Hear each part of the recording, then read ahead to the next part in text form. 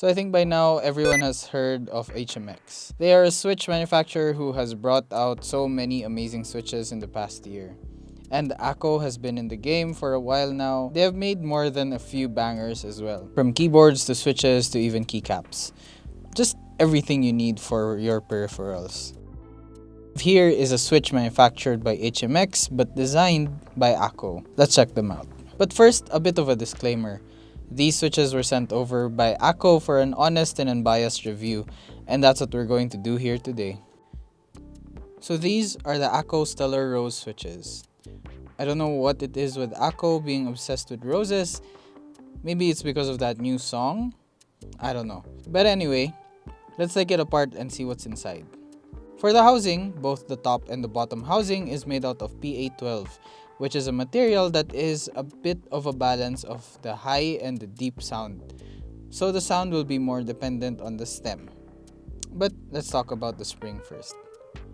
The spring is a 22mm extended single stage spring with an actuation force of 37 grams, and it is also partially lubed. As for the stem, it's made out of a material called T5, and it's more of a short pole stem traveling only 3.8mm across the switch. So it's not really a long pole switch. It's similar to that stem of the HMX FJ400 which we reviewed before.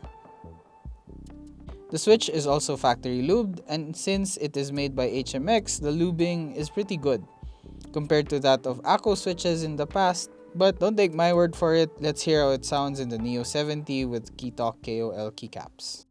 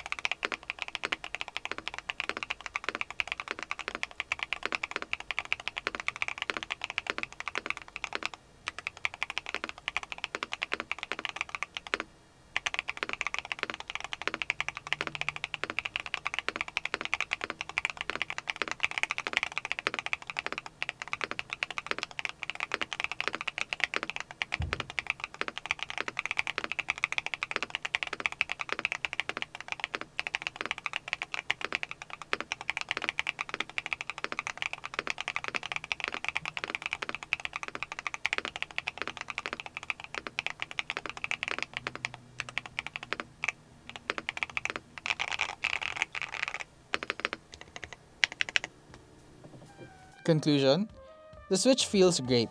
It's smooth and satisfying.